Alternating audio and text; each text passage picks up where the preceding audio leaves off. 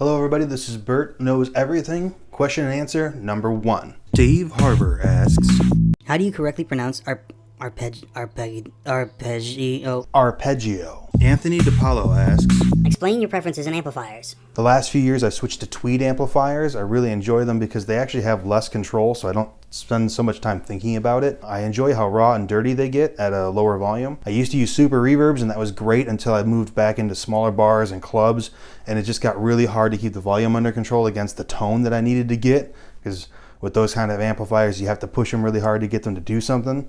With tweeds, not so much. They seem to be far more responsive and I just enjoy that. That being said, sometimes I do miss having the blackface sound and the headroom, but it's really rare when I do. It's usually an outdoor gig that makes me feel that way too. Ben Scott asks, Did you steal this from Reddit?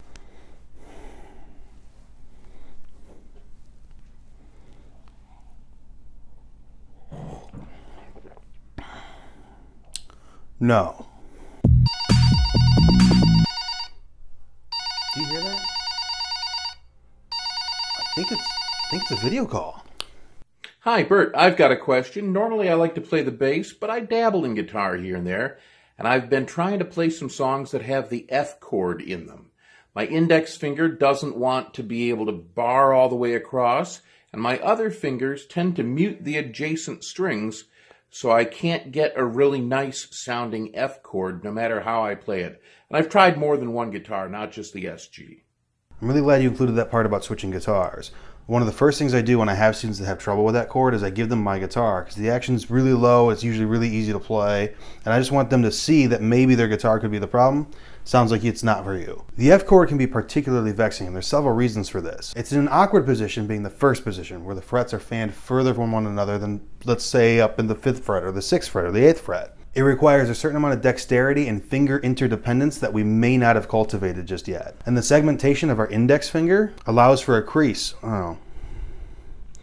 Phalanx. Proximal and middle phalanx. And the segmentation of our index finger offers a crease between the proximal and the middle phalanx.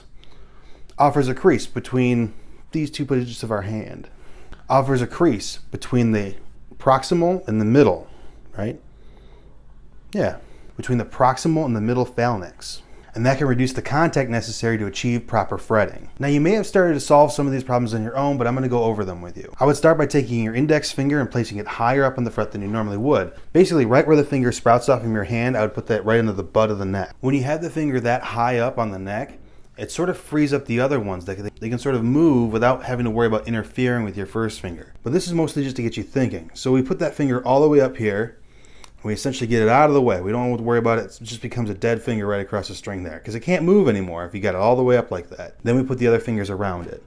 But then we're dealing with this really flubby part of our finger that's now being pressed against the string, and it might not have a callus yet, and it might not be that strong. So that flubby, creasy part of our finger, we can defeat by taking our finger, and instead of placing it flat on, rotating it out, playing with the bonier side of our finger, as opposed to the flubby, sort of soft underbelly of it. The other thing that I would do too is maybe practice a different bar chord. I would move it up to the 8th fret, and I would practice playing C instead of F. The frets are a little bit closer together. The strings are at a slightly different tension there, and it might be more comfortable. You might find more reinforcement from just your own body and how the guitar sits at first, and then begin to work your way down. I found this to be a real good exercise when I was younger and learning the chord myself. I also made it a point to make sure to use it as much as I could. I once heard a professor say that once you learn something, use it like toilet paper. Use it on everything. Don't stop using it until it's absolutely rock solid with you. That's the trick. Find stuff that's just bar chords and play that for a month and see what happens. It's going to take a couple weeks before it gets any more comfortable, but following these steps will definitely help that out. One thing that I suggest to a lot of students is getting yourselves a big old rubber band, a big heavy duty rubber band like the one off Broccoli Stocks, and put it around your fingers and then try to open it up. We really rarely ever rehearse this opening motion, but you'd be amazed at what it does for your finger dexterity. And it seems counterintuitive, but we're squeezing the guitar, right? It's all part of the same system, and it's something that we just don't rehearse because we are working out our thumb. Don't forget that too. The thumb offers up a lot of support behind that bar chord. Charlie Potts asks, When are you coming back to Michigan? I'll be in Michigan May 26th for Cindy Lou and the Red Hot Royals EP release. I'm really excited about it. That's at the New Way in Ferndale. We'll be with the Gruesome Twosome. July 21st, I'll be doing the US 12 car show with North of Memphis. That's Don Denniston, Carl Brady, Chuck, and myself. That's in New Buffalo. Really close to Indiana. It's a great party though. September 15th, we'll be at the Paragon Reproductions Open House. That's a big Corvette show. We do it every year, and it's early show. It's 11 to 1:30, I believe. And then that night, we'll be heading to the Hell Saloon in Hell, Michigan. Now that's my backyard. I'm really expecting to see a lot of you guys out there. That's September 15th. Don't forget. Fat Tony asks, Why doesn't Frodo just fly to Mordor on the Eagles in the first place? so why didn't they fly eagles to Mordor? Because the eagles were basically demigods and too powerful to really be ring bearers.